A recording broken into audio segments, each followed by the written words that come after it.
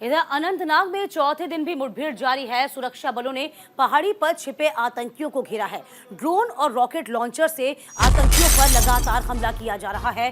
बारामूला और उरी में भी आतंकियों से मुठभेड़ है। सुरक्षा बलों ने 2 आतंकियों को ढेर किया है। ये बड़ी खबर आपको बता रहे हैं, जहां पर सुरक्षा बलों ने इस वक्त तमाम हथियारों का इस्तेमाल किया हुआ है। ड्रोन, रॉकेट लॉन्चर से लगातार आपको बता दें कि आतंकियों की आफत बनी हुई है।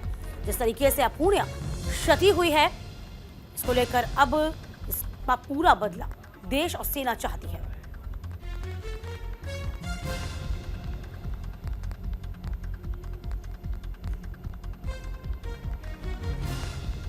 तो सुरक्षा बलों ने फिलहाल 2 आतंकी को ढेर किया है। अनंतनाग में चौथे दिन भी लगातार मुठभेड़ जारी है। अनंतनाग में अभी भी एंटी टेररिस्ट ऑपरेशन जो है जारी है। सेना ने उस एरिया को हर प्रकार से घेर लिया है। कोई भी एस्केप रूट नहीं है। मुझे पक्का यकीन है कि अगले 24 घंटे के अंदर हर प्रकार से टेररिस्ट को ढेर कर दिया जाएगा। कहा जा रहा है कि वहाँ 3 पाकिस्तानी टेररिस्ट हैं और 1 लोकल टेररिस्ट है, और उनका मारना जो है बहुत ही लाजमी है। लेकिन मुझे वहाँ पे ये साफ तौर पे नज़र आ रहा है कि जो टेररिस्ट हैं उनको उन पहाड़ियों में जितने भी हाइड आउट्स के हैं उनके बारे में मालूम है। टफ टेरेन के बारे में वो वाकिफ़ है और घने जंगल के हर हिस्से से वो वाकिफ़ है। इसी की बदौलत वो अभी तक बचे हुए हैं। हो गए हैं, लेकिन फिलहाल जो सर्च ऑपरेशन है लगातार जारी है। इस पर तमाम जानकारी के साथ हमारे साथ जयवंश सिंह जुड़ रहे हैं, रक्षा विशेषज्ञ। आपका बहुत स्वागत है न्यूज इंडिया पर जयवंश जी। थैंक यू जी, बहुत बहुत धन्यवाद। जयवंश जी, देखिए जिस तरीके से हम देख पा रहे हैं कि अभी यदि 3 साल की बात करी जाए, 3 साल से 80 से 90 जो आतंकवादी हैं वह इस वक्त घाटी में छिपे हुए हैं। लेकिन कहा यह भी जा रहा है कि अभी तक तो वह लोकल जो आतंकवादी थे उनका सहारा लेते थे, लेकिन अभी क्या लगता है आपको, जिस तरीके से धारा 370 हटी और सुरक्षा बलों में हमने इजाफा किया, यहाँ पर किस बात का डर लग रहा है? क्या पाकिस्तान पार से जो यूं कहे कि फंडिंग होती है वो रुक जाएगी, इसीलिए ये लोग ज्यादा सक्रिय नजर आ रहे हैं? क्या माना जाए जयवंश जी? थैंक यू मैडम, बहुत अच्छे सवाल पूछे आपने जी। देखो, मैं पहले तो ये कहना चाहूँगा कि इसको इन कंपैरिजन देखना चाहिए। जो सिचुएशन है इसको इन कंपैरिजन देखना चाहिए। 2003 में जब मैं था जम्मू एंड कश्मीर में, उधमपुर में पोस्टेड था नॉर्दर्न कमांड में, तो तब कोई 8 से 10 हज़ार टेररिस्ट घूमते रहते थे वहाँ पर। दोनों गवर्नमेंट्स ने, कांग्रेस की गवर्नमेंट ने के टाइम पर भी आर्मी ने बहुत काम किया, तो उसमें कम हुए, 500, 600, 200, 300 पर आ गए। पर 2014 के बाद एक ऑपरेशन ऑल आउट किया था इंडियन आर्मी में, जिसमें कि हमने टेररिज्म की वहां पर कमर तोड़ दी थी। जी। तो अभी वहाँ जितने के टेररिस्ट हैं वो बहुत एक छोटी गिनती है, और वो भी ज़्यादातर सिटीज़ में नहीं रहे, वो ऊंचाइयों में रहते हैं, जंगल्स में रहते हैं और ऐसे रूरल एरियाज में चलते हैं। उनके पास लोकल सपोर्ट भी बहुत कम है, क्योंकि जो पैसे आते होते थे वहाँ हवाला के साथ वो बंद हो चुके हैं। हाँ। इसके अलावा 370 को उतारने के बाद जो एक माहौल बना है जम्मू एंड कश्मीर में, स्पेशली कश्मीर में, जहाँ की लोगों की एस्पिरेशन बढ़ गई है कि वो डेवलपमेंट की तरफ जाएं, तरक्की की तरफ जाएं, खुशहाली की तरफ जाएं, प्रॉस्पेरिटी की तरफ जाएं, उससे भी बहुत एक बड़ा आतंकवाद को धक्का लगा है। और इन बातों से पाकिस्तान जो है वो बहुत बौखलाया हुआ है। क्योंकि पाकिस्तान में कुछ ऐसे एलिमेंट्स हैं, मिलिटेंट एलिमेंट्स हैं, फौजी हैं, कुछ ऐसे करप्ट पॉलिटिशियंस हैं जो कि जिनकी रोजी रोटी सिर्फ एंटी इंडिया रेटोरिक और कश्मीर के ऊपर चलती है। और के लिए अगर कश्मीर का मुद्दा खत्म हो गया, कश्मीर में कुछ होना बंद हो गया, तो उनकी समझ लो रोजी खत्म हो गई, जो कि मैं सोचता हूँ पाकिस्तान के लिए अच्छा होगा। हाँ। क्योंकि वो कश्मीर के नाम के ऊपर पाकिस्तान का ही सत्यानाश कर रहे हैं। आप देख रहे हो पाकिस्तान में इस टाइम के ऊपर क्या हालात है।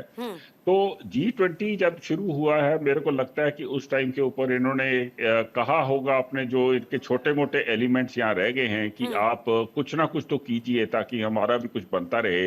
हाँ। तो उस चक्कर में पुंछ राजौरी में भी कुछ एक्शंस हुए और कुछ मिलिटेंट्स का पता लगा जो कि अनंतनाग में थे। हाँ। अभी आप हमारे जो 3 वीर जो हैं, जो वीर गति पागे हैं, कर्नल मनप्रीत और दो और मेजर आशीष और डीएसपी भट्ट, आप अंदाजा लगाइए कि वो इतनी मुश्किल टेरेन में ऑपरेशन करने के लिए गए थे। उनकी बहादुरी समझिए। बिल्कुल, देखिए। जहां हमने हाँ इतने लोग भेज दिए हैं, जी। जहां इतने लोग भेज दिए हैं और फिर भी 2-3 दिन लग गए हैं इस ऑपरेशन को। देखो वो बच तो नहीं सकते हैं। हाँ। आज नहीं तो कल उनका खात्मा तो होगा ही। वो छोड़ेंगे नहीं उनको, क्या नाम है, सिक्योरिटी फोर्सेस उनको छोड़ेंगे नहीं। पर आपको ये समझना है कि देखो कितने मुश्किल टेरेन में हमारे जांबाज सिपाही चले गए थे। तो चलो ऑपरेशन हुआ, बहुत अफसोस होता है, पर फिर चलो देश की रक्षा के लिए ये कुछ करना पड़ता है। तो अंत में मैं ये कहूंगा कि जो सिचुएशन है वो पूरी इंडिया के फेवर में है इस टाइम के ऊपर। और ये इसलिए है क्योंकि हमारे जो जवान हैं, हमारे सोल्जर्स हैं, वो कोई भी बलिदान देने को तैयार रहते देखिए, हैं। और सेना उन्होंने तो हम यूं कह सकते हैं बहुत जयवंश जी, सेना तो सीधा लोहा लेती है और सीधी तरीके से जवाब भी देती है। लेकिन अब जरा ये देखिए, हमने कुछ चीज देखी है। पहले लोकल जो आतंकवादी थे उनका ज्यादा सहारा लिया जाता था। ऐसा लगता है कि मानो वहां से उनको एक आदेश आया हो, या यूं कहें कि ऑर्डर आया हो कि जो ट्रेंड आतंकवादी हैं, जो ट्रेंड पाकिस्तानी आतंकी हैं, वो इस वक्त इस तरीके से सामने नजर आ रहे हैं। पहले आतंकवादियों की रणनीति हम देखते थे कि मरो और मारो, लेकिन अब वो घात लगाकर हमला कर रहे हैं। ये उनकी रणनीति में कुछ बदलाव आपने देखा? जी जी जी जी। हाँ। देखो, ये भी एक तरह से सुसाइड अटैक शुरू हो गए हैं, क्योंकि उनको पता है कि उन्होंने तो बचना नहीं है। जो वेल ट्रेन्ड है वो कहते हैं अगर बचना नहीं है तो फिर लड़के ही मरेंगे। उनको पता है कि अगर पकड़े गए तो वो उसके बाद कोई उनका कोई हशर जो वो है जो अच्छा नहीं होगा।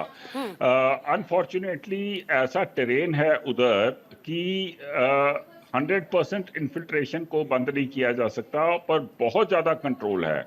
मैं ज़्यादातर कश्मीर की जो हालात हैं उनको मैं किसी मेट्रोपॉलिटन सिटी से मिलाता हूं, जैसे कि गुड़गांव हो गया या कुछ हो गया। हाँ। जहां की जितने सौ वहां आतंकवादी हैं, उतने तो गुड़गांव वगैरह में गुंडे होते हैं और कुछ बातें होती हैं। जी। तो ऐसा नहीं है कि ये लोग, इनकी ये क्षमता है कि ये वहां का कश्मीर का या पूरे जम्मू कश्मीर का माहौल बिगाड़ सकें, पर ये प्रॉब्लम्स क्रिएट कर सकते हैं। जिस कारण कि इनके ऊपर वहां की सिक्योरिटी फोर्सेस ने पूरा प्रेशर लगाया हुआ है। हमें इंटेलिजेंस मिलती है। जो ऑपरेशन अनंतनाग में हुआ था वो भी ह्यूमन इंटेलिजेंस के तहत ही उन्होंने लॉन्च किया था। इंटेलिजेंस मिलती है, तो ये कुछ ज्यादा नहीं कर सकते हैं।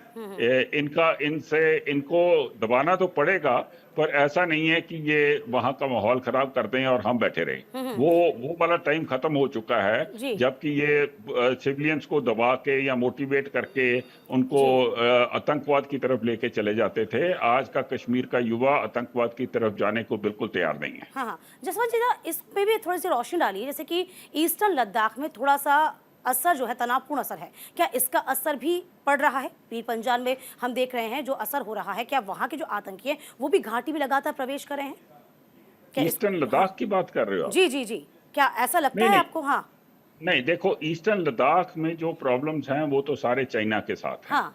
और चाइना एक ऐसा देश है जो कि पाकिस्तान को ये समझ नहीं आ रहा है कि चाइना पाकिस्तान से अपना गंदा काम कराने की कोशिश कर रहा है। खुद तो वो अपने आप को बिल्कुल सफेद पोश रखा हुआ है उसने, और इनको पैसे दे देता है, हथियार दे देता है कि अंदर जाओ और मर जाओ।